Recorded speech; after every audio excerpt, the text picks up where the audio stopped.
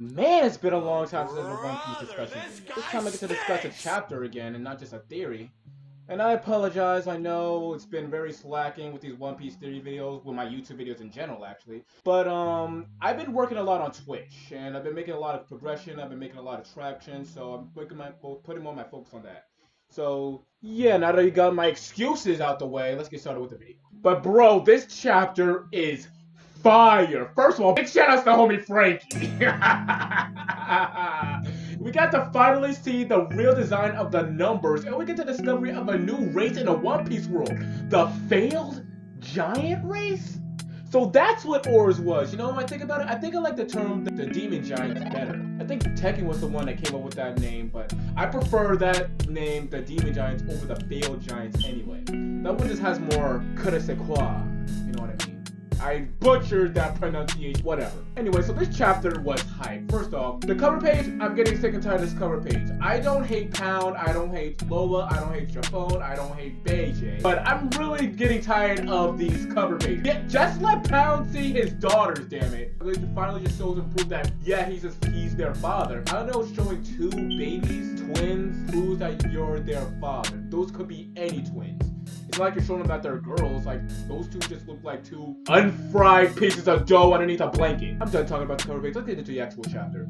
Franky clocked Big Mom. Okay, well they didn't clock, but yo, the Straw Hats pulled their weight when it came to fighting a Yonko. I know that in the Thailand arc, we got a demonstration of that prior to how the Straw Hats basically avoided the Big Mom pirates like a plague. But in this chapter, they're not avoiding, no, they're going head to head, butting heads with Big Mom. And they're handling it. Of course they're not doing anything crazy, no, they're not like kicking ass or nothing, but they're not holding any L's, they're not getting bodies, so respect! Respect!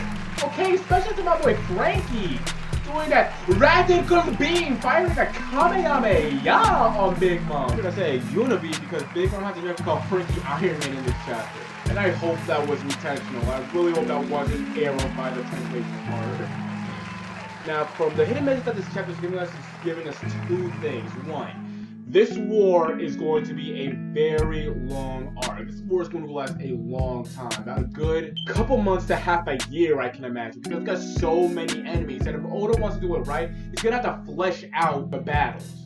Like, we got the numbers to handle. We got Big Mom pirates. We got Big Mom herself. We got the Popiropo. And we got opposing supernovas. Which I still theorize they're about to join Alliance's side. I really hope that's the case.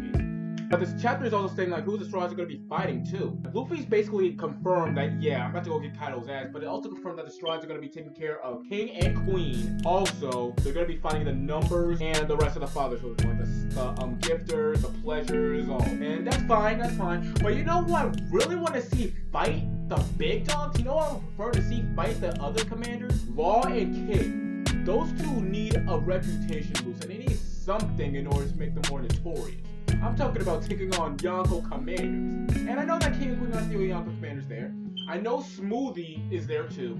We also got Peril Sparrow, and I think Daifuku. Don't quote me on that. I think he's there, but I also don't feel like going back to the chapters to confirm it. But yeah, I'll go into a separate video on talking about why I think that should be the case, or why I think that King and Queen should fight Kid and Law instead of Zoro and Sanji. Another funny thing that happened in this chapter, though, is when Yamato basically said, Momo, I've come here to save you because I'm your father. I know Momo is so mind screwed right now because, one, you know how perverted Momonosuke can be, and if we all know what went on in Ulray 43A, is that how you say Rule 34 in Pig Latin? I don't know. But if you all know the artwork that Yamato has in Rule 34, then you know that Momo's gonna be feeling some type of way about Yamato, you know what I mean?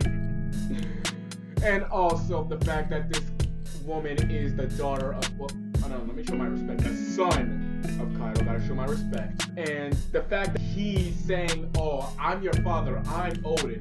You can imagine the crap that's going through his mind. I'm kind of disappointed that Momo didn't have any dialogue, but we did get to see his reaction. The reaction was hilarious. Oh, and Shinobu, that reaction was god tier.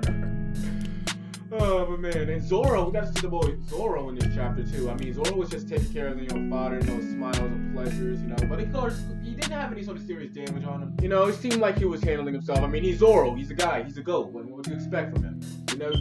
Luffy Luffy grabs Zoro, saying that he's about to go take out Kaido. Zoro says, hey, I'll tag alone with you. I know that was a translation error. And then went to go fight Kaido, and he realized that, oh snap, it's Brachiosaurus, Littlefoot's older brother, just grabbed us. And it turns out it's Queen. Queen saying, oh, you thought. And it turns out that King's in the sky with a bunch of flying smile users, too. And the fact that they got a whole horde of a murder, a flock. I don't know the group term for these people because a murder is for crows. Time I would use the term horde is for like Pokemon raid battles or something. But I'm getting distracted. Anyway, there's an entire flock of flying smile users, and they're flying alongside King to go after Luffy and Zoro. I'm just saying, dang. And Luffy even confirms, like, wow, they got not just the ground heavily guarded, but the skies too. But I think he would say something like that because that rules out the use of Bound Man in this war. Because Bound Man is Luffy's go-to form whenever he needs to fly. Remember, Bound Man can fly, but I think the fact that the smile users and King got the entire sky surrounded, they're like, wow, since the skies are out, I guess Bound Man's out. Like, because Bound Man can fly, but I doubt he can fly as well as, say, Double Fruit users who are built to fly. You know what I mean? I guess that hypes up the potential for a new Gear 4th form, or perhaps incorporating Ryo into his armament hockey.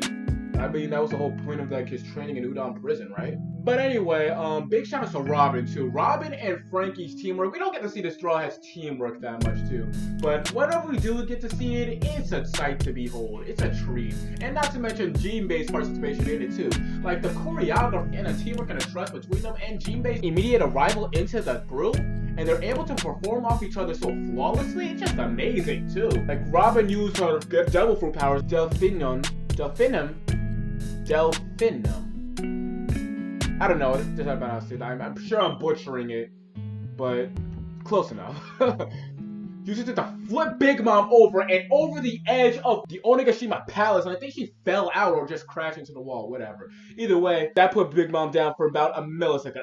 But the fact that you put a Yonko down for a second at all just earns its props right then and there. The Straw Hats bounty is about to go up crazy by the end of Wano. I can just imagine it. I'm not going to go into theorizing their bounties yet until we get a little bit more information on how effective they'll be in this war. Because remember, the Straw Hats are the only crew that's participating. We got the Heart and we got the Kid Pirates participating too. And I'm still praying that the Supernovas join us too. Drake, Apu, and Hawkins get on the Alliance's side. Because I'm hoping that this happens. Because it seems sort of poetic that this would happen. Kaido's been disrespecting the Supernovas ever since he was introduced to us, stating how the worst generation is a bunch of kids playing pirates when they didn't even get leaps and bounds in their careers as pirates. But Kaido has not shown them not one iota of respect. And it's been shown with Luffy too. Remember like in the anime and in the manga when Kaido bitch slapped Luffy with his Thunder Bakua or Divine Thunder, Divine Retribution. I don't know, I don't care. Pick whatever terminology you want. And he just said, what kind of king you gonna be again?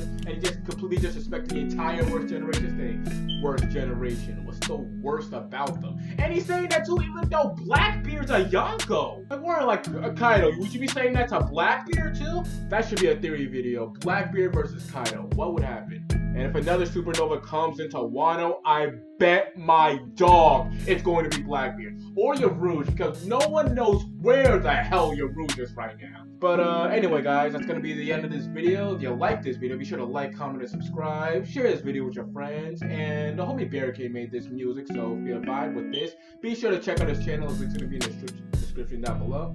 And alright, Kingdom, this is your Generous Prince, and I am out.